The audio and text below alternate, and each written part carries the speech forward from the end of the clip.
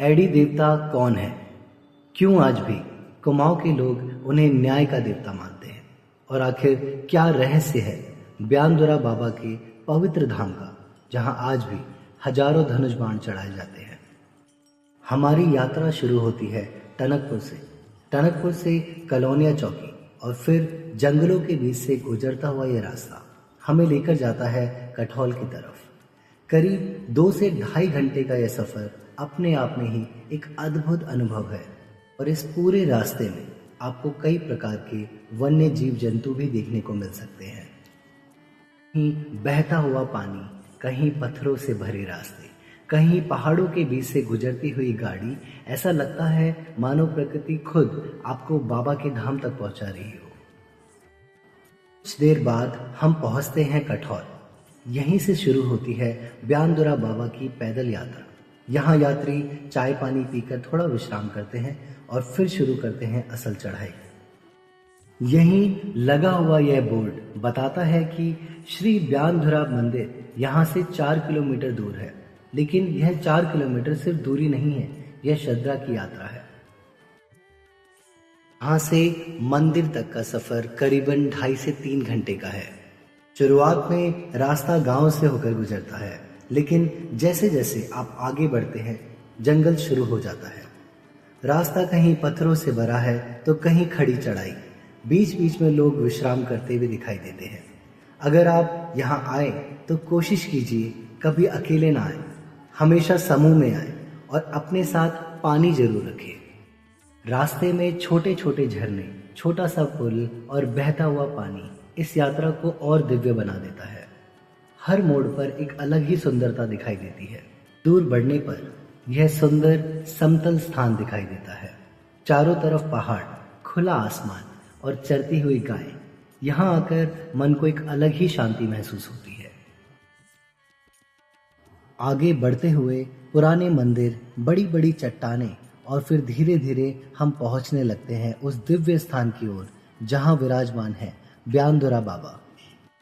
यह वही स्थान है जहां बड़े आयोजनों और भंडारों के समय भक्तगण रुकते हैं। पहाड़ों के बीच बना यह स्थान पूरी तरह आध्यात्मिक ऊर्जा से भरा हुआ महसूस होता है।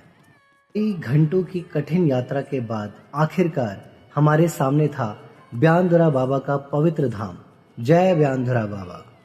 इन सीढ़ियों से ऊपर चढ़ते हुए मन में भक्ति का भाव और गहरा होने लगता है, और फिर होते हैं बाबा के प्रथम दर्शन।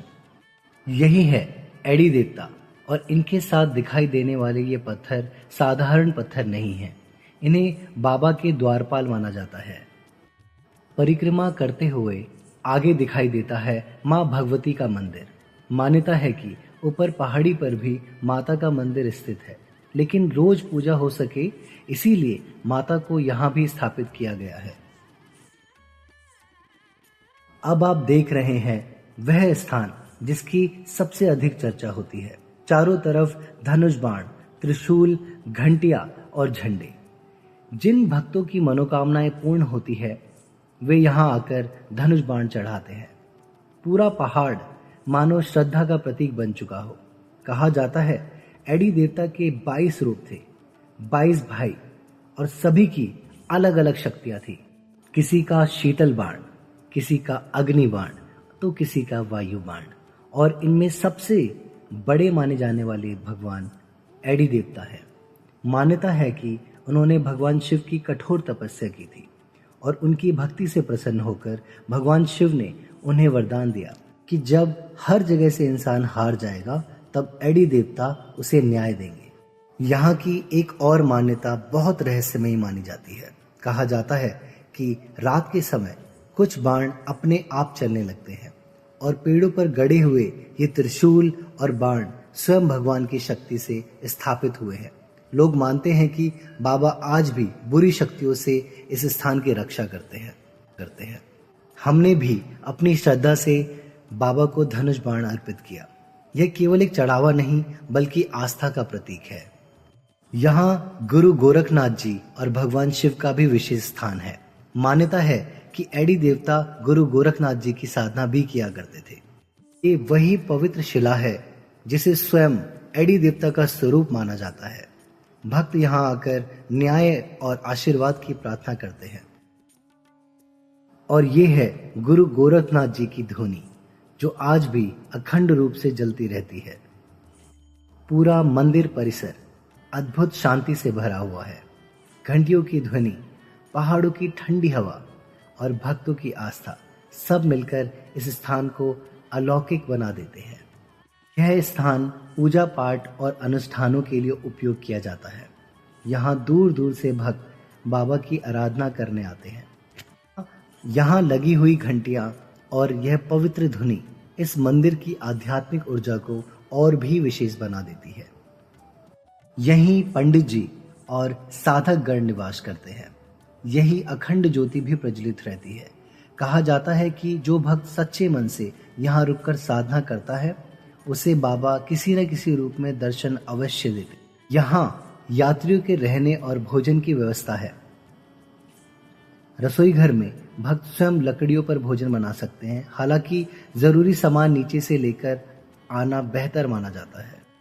रात्रि के समय यह मंदिर और भी दिव्य दिखाई देता है। अखंड ज्योति, आरती की ध्वनि और पहाड़ों की शांत रात, मानो पूरा वातावरण भक्ति में डूब जाता है। ये है माँ काली का मंदिर। मान्यता है कि एडी देवता ने माँ काली का आवाहन किया था और माता ने उन्हें यहीं पर दर्शन दिए थे। अब हम बढ़ रहे हैं ऊपर पहाड़ी की ओर, जहाँ स्थित है माँ भगवती का मंदिर। करीब 15 से 20 मिनट की चढ़ाई के बाद भक्त माता के दर्शन करने पहुंचते हैं। यहाँ माँ भगवती और पूर्णागिरी माता से जुड़ी मान्यताएं भी प्रचलित है। भक्त मानते हैं कि बिना माता के दर्शन यहाँ यात्रा अधूरी मानी जाती है। यह वह पवित्र स्थान है जहाँ 6 महीने बाद बाबा के डोले को स्नान कराया जाता है। टनकपुर से लगभग 8 किलोमीटर दूर स्थित इस स्थान को अत्यंत पवित्र माना जाता है। यहाँ भक्त स्नान करते हैं और जल का आशीर्वाद लेकर अपनी यात्रा पूर्ण करते हैं। ब्यानधुरा बाबा सिर्फ एक मंदिर नहीं, यह एक आस्था, न्याय और दिव्य शक्ति का प्रतीक है। अगर आपकी श्रद्धा सच्ची हो तो कहते हैं बाबा आज भी अपने भक्तों की पुकार अवश्य सुनते हैं। बोलो जय ब्यानधुरा बाबा की, जय आड़ी देवता महाराज। आपको सादर प्रणाम।